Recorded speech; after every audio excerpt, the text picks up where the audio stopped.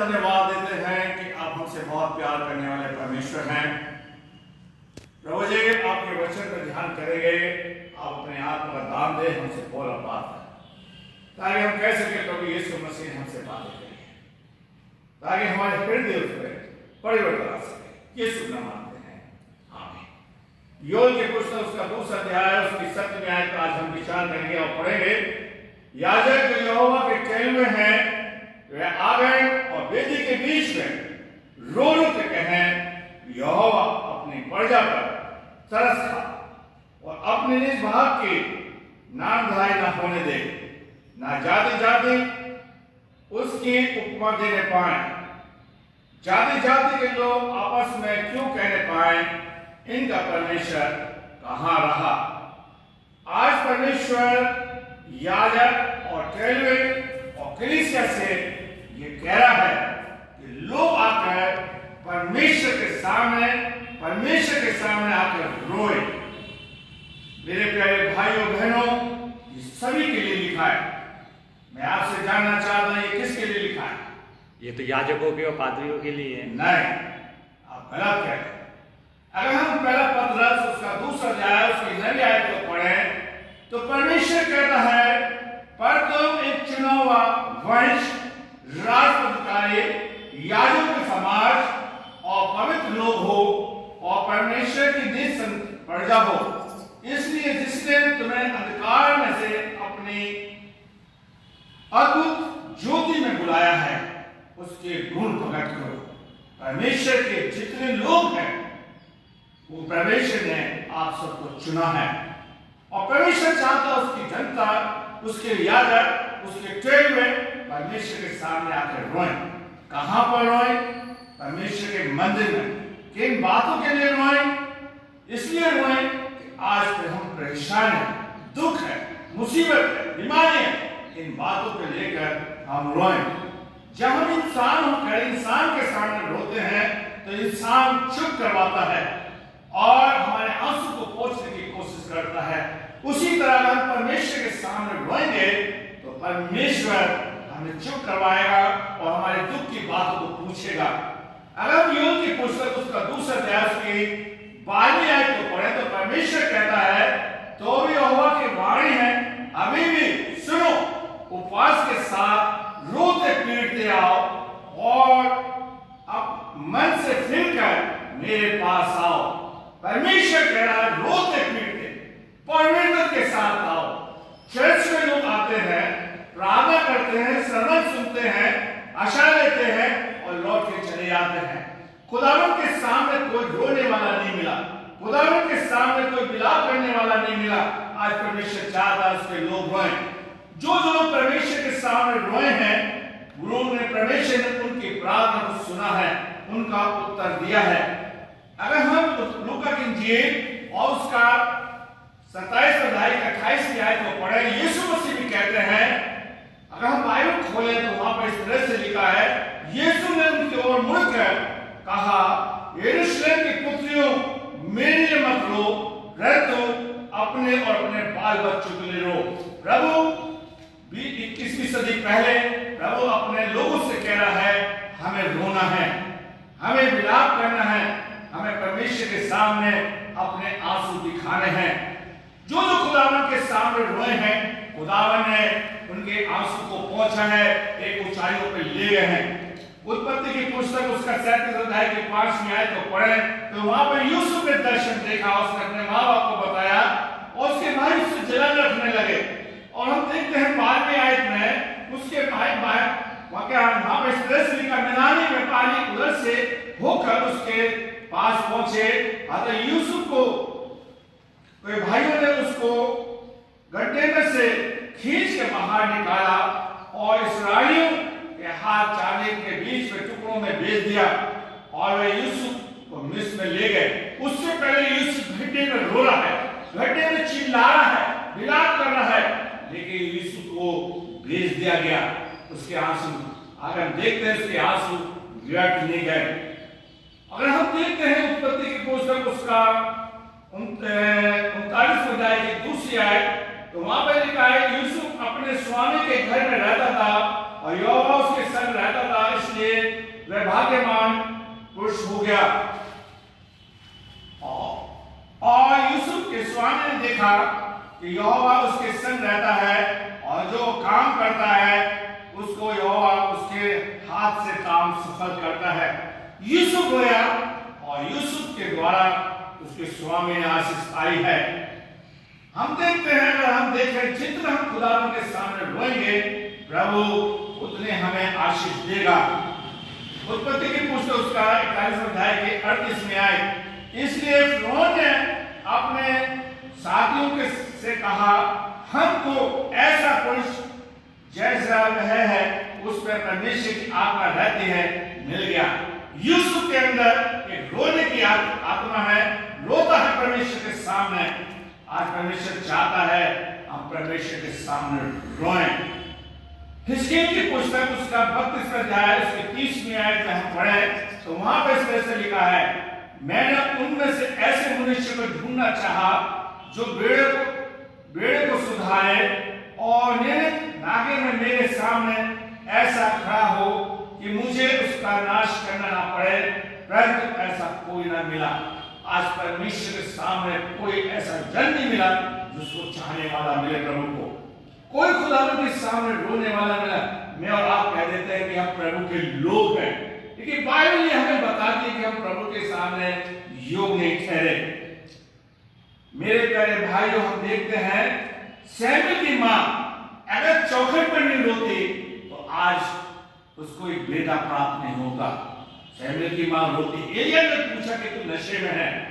भजन संहिता 102 की 7वीं आयत को पढ़े तो वहां पर लिखा है, वो लाचार की प्रार्थना को सुनता है। लाचार आदमी इंसान के सामने रोता है, परमेश्वर के सामने रोता है और प्रभु उनकी प्रार्थना को सुनता है। हम खुदावन के सामने रोएं, खुदावन के सामने हम विलाप करें। भजन संहिता वहां का हम पढ़े, भजन संहिता 56 उसकी 8वीं आयत। प्रभु करतार दाऊद कहता है, हे प्रभु तू मेरे आंसू को अपनी कुप्पी में रख ले। इससे जाहिर है कि दाऊद खुदावन के सामने रोने वाला एक व्यक्ति था, खुदावन के सामने रोता था। नेहमिया की पुस्तक उसका पहला अध्याय उसकी 4 आयत को हम पढ़े तो नेहमिया ने जब सुना, अगर पढ़े तो वहां पर इस तरह से लिखा है कि नेहमिया ने बात सुनते यहोवा के सामने रोने लगा। अगर नेहमिया खुदावन के सामने नहीं रोता तो नेहमिया उस हैकल को नहीं बना पाता। आज हम खुदावन के सामने बैठ कर रोएं, खुदावन के सामने विलाप करें।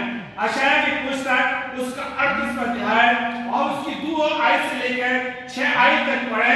हिजकिय्याह को यशायाह ने कह दिया तू मर जाएगा। वो दीवार के सामने बैठकर रोने लगा, खड़े होकर रोने लगा। वो मैसेज खुदावन के सामने, खुदावन यशायाह को मैसेज देता है, जा, मैंने उसके आंसू को देखा है, मैंने उसके आंसू को देखा है और प्रभु ने उसकी उम्र 15 साल बढ़ा दी। खुदावन उम्र भी बढ़ा सकता है खुदावन के सामने रोएं। यिर्मयाह की पुस्तक उसका 9वां अध्याय यिर्मयाह कहता है, भला होता कि मेरा सिर जल भी जल होता और आंसू से मेरा सोते होते, मेरी आंखें रोती रहती। खुदावन के सामने वो रोने के बारे में कह रहा है। योना की पुस्तक उसका योना खुदावन के सामने, हम जानते हो लाभ करने वाला परमेश्वर के सामने रोने वाला परमेश्वर जन है, वो खुदावन के सामने रोता है। योना की पुस्तक उसका 30 अध्याय की 6 और से 9 तक पढ़े। जब योना के लोगों ने सुना तो राजा और उसकी प्रजा के लोग खुदावन के सामने बैठकर रोने लगे। मेरे कलीसिया के लोगों, मैं आपसे कहना चाहता हूं, अगर आप सुन रहे हैं तो खुदावन के सामने रोएं, प्रार्थना को गीली करें। क्या कह रहा हूं? बोलिए, प्रार्थना को गीली करें, सूखी प्रार्थना ना करें। खुदावन के सामने आंसू बहाएं, खुदावन के सामने अपने आंसू बहाते हुए चले। आज खुदावन चाहता है कि मैं और आप खुदावन के सामने आंसू बहाएं। यीशु मसीह यूहन्ना उसका 11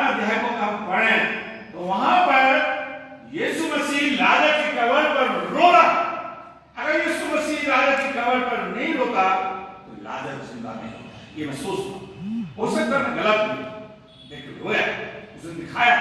यीशु मसीह गसने के बाद में तो रोता था। आज परमेश्वर चाहता है कि मैं और आप परमेश्वर के सामने रोए। अभी मैं बताया था यूहन्ना का 11 अध्याय को पढ़े तो यीशु मसीह लाजर की कब्र पर रोया। खुदावन चाहता है हम खुदावन के सामने रोने वाले बने, कलीसिया रोए, उसके जन रोए। मेरे प्यारे भाई और बहनों, अगर हम रोएंगे तो परमेश्वर हमारे आंसू को पहुंचेगा, परमेश्वर हमारे आंसू को मिला करेगा। मैं आपके सामने एक और रखना चाहता हूं रोने के बारे में। फिलिपियों 2:5 में कहता है, जैसे यीशु मसीह का स्वभाव था वैसे तुम्हारा भी स्वभाव हो। यीशु मसीह गसने के बाद में बैठ के रो। खुदावन करे हम प्रभु के सामने रोएं। आज हम दूसरी टॉपिक पर बात करेंगे जो परमेश्वर हमसे क्या कह रहा है कि अपनी प्रजा पर तरस खा। निर्गमन उसका 30 अध्याय की 7 आयत में खुदावन कहता है, फिर यहोवा ने कहा, मैंने अपनी प्रजा पर जो लोग मिस्र में उनके दुखों को निश्चय देखा है और उनकी चिल्लाहट परिश्रम करने वालों के कारण होती है, उनको भी मैंने सुना है और उनकी पीड़ा पर मैंने चित्त लगाया है।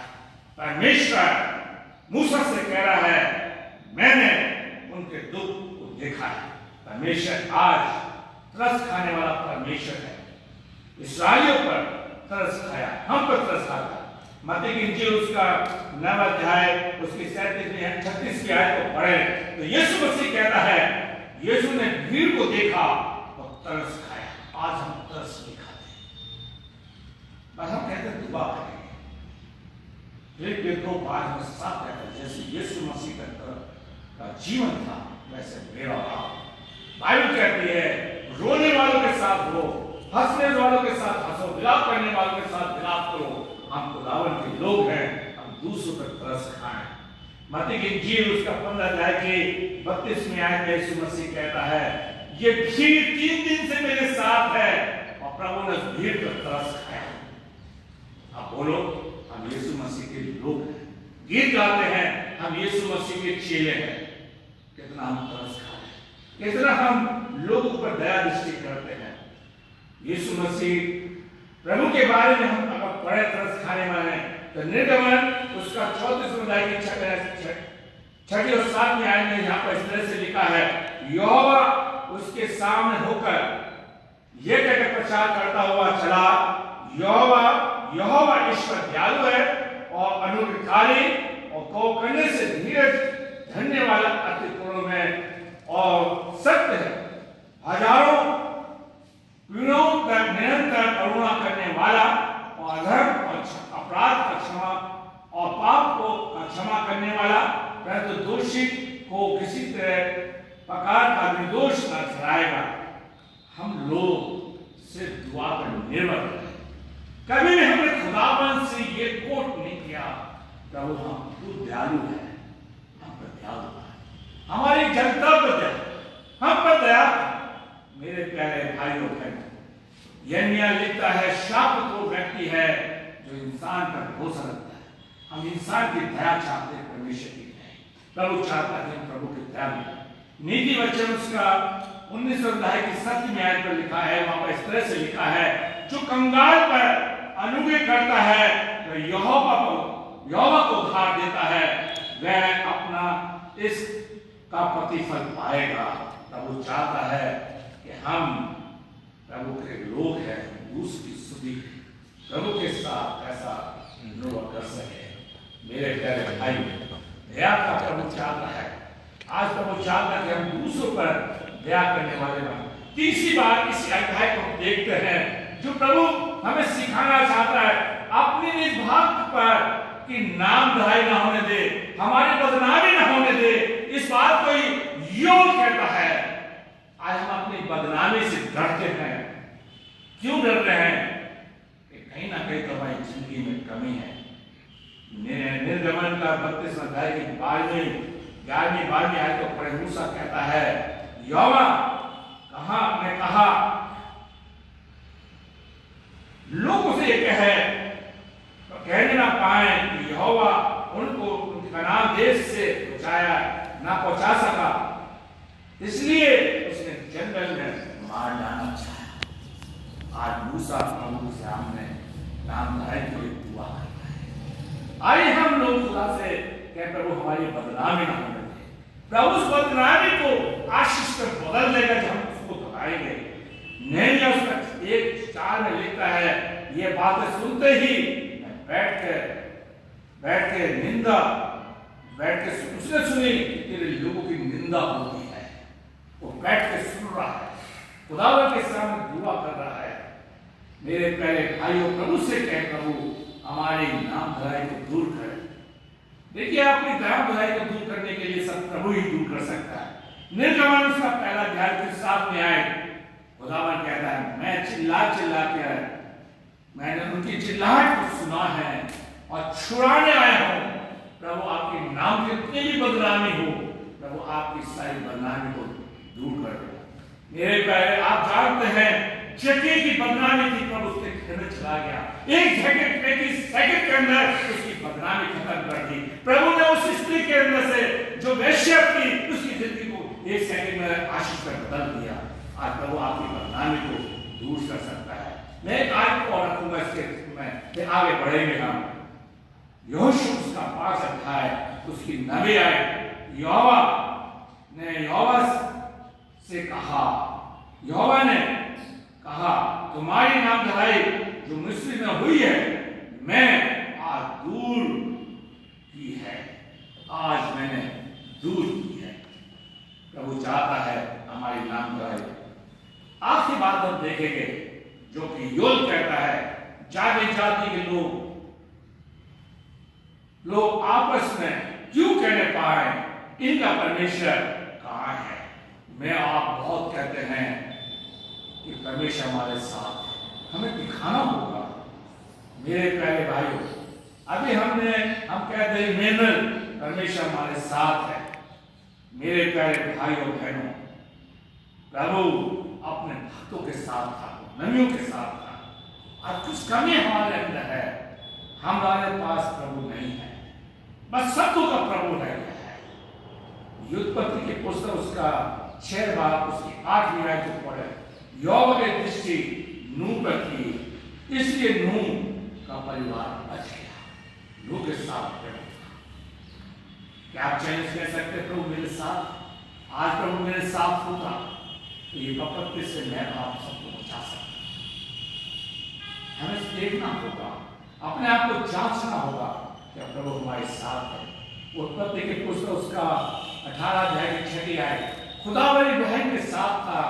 और हम पढ़े 28-26 की आयत से लेकर 29 आयत तक पढ़े, खुदावंद समुद्र को बर्बाद करने जा रहा है, लेकिन प्रभु अपने मन की बात इब्राहिम को बता रहा है कि मैं समुद्र, खुदा ने इब्राहिम से कह रहा है, इब्राहिम कह रहा है अगर वो 50 मिले, 45 मिले, 30 मिले, 20 मिले, 10 मिले, अब 10 मिले। आज हम कोट करते 2 या 3। अफसोस की बात है आज हमारे बीच में 2 या 3 में भी प्रभु नहीं है। मेरे प्यारे भाइयों बहनों, खुदा ने इब्राहिम के द्वारा लूत को बचा लिया। मेरे प्यारे भाइयों बहनों, यूसुफ के साथ प्रभु था, उसने सारे भाई को बचा लिया। मेरे प्यारे भाइयों बहनों, आज खुदा चाहता है यीशु मसीह यूहन्ना 15 अध्याय की 7वीं आयत में खुदा आपके बारे में खत्म करेंगे। यीशु मसीह कहते हैं कि तुम मुझसे अलग होकर कुछ नहीं कर सकते, प्रभु करेंगे। हम प्रभु के साथ प्रभु आपको आइए तो हमने आपके वचन को सुना है, इसमें आशीष चाहते हैं सबको। यीशु